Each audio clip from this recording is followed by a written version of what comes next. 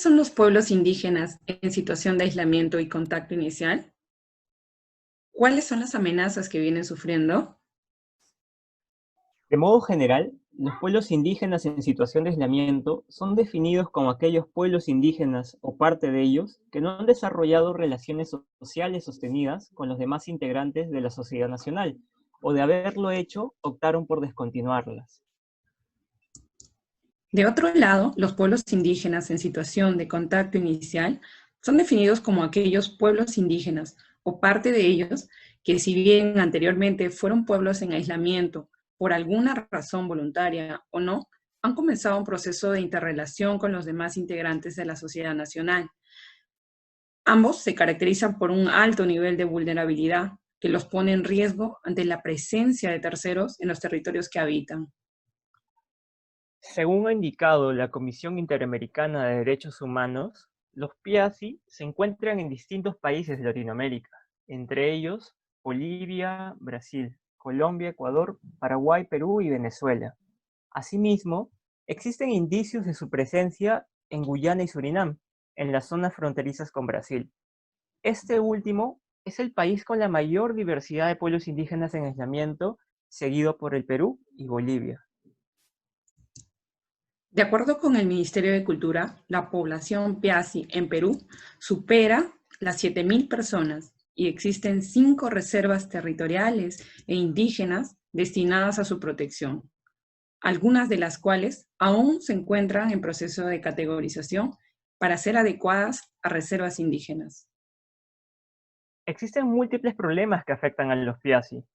Estos se encuentran relacionados con la falta de voluntad política de los gobiernos de turno, además de la debilidad institucional y presupuestal del Viceministerio de Interculturalidad para poder realizar una gestión eficiente de las reservas Piasi existentes, así como para impulsar los procesos de creación de nuevas reservas, que incluso llevan hasta más de 20 años sin ser resueltas.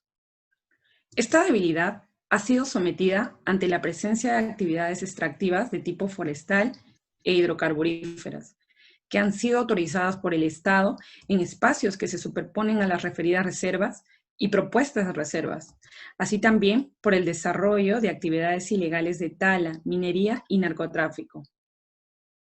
En cuanto a la normativa vigente, existe una grave contradicción, pues si bien se reconocen los principios de intangibilidad y de no contacto, paralelamente autoriza que por razones de necesidad pública puedan desarrollarse actividades extractivas en las reservas Piasi existentes, contraviniendo el estándar internacional de prohibición de actividades de aprovechamiento de recursos naturales al interior de los territorios habitados por los Piasi. Un caso concreto se ve reflejado dentro de la Reserva Territorial Huapacori-Nahuananti y otros, sobre la que se superpone el lote 88 del proyecto gasífero Camisea. Ya durante la década de los 80, más del 50% de la población nahua falleció como consecuencia de la presencia de trabajadores de la empresa Shell y madereros que siguieron sus pasos, quienes dispersaron epidemias como gripe y tos ferina. A inicios de las actividades del proyecto Camisea, que se superpone a la Reserva Territorial Huapacori-Nahuananti, la Defensoría del Pueblo ya había alertado sobre los impactos del proyecto en las costumbres, sistemas de producción, alimentación, identidad, salud y vida de los Piasi. Sin embargo, nunca fue escuchada. Hacia el año 2015, el Ministerio de Salud detectó que casi el 80% de la población nahua evaluada, que habita dentro de la Reserva Territorial Huapacori-Nahuananti, presentaba concentraciones de mercurio por encima del límite permisible. A la fecha, el Estado aún no ha determinado la fuente de contaminación.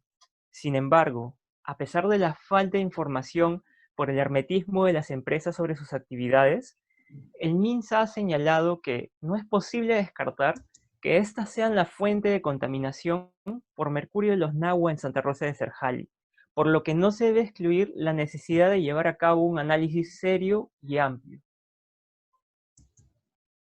¿Y tú? ¿Crees que los Piasi tienen derecho a una vida saludable, digna, justa, con igualdad frente a la ley, al territorio y posesión ancestral, con la libertad de autodeterminarse, con el respeto a su identidad étnica y cultural? ¿Será momento de discutir una adopción de mejores estándares para proteger sus derechos?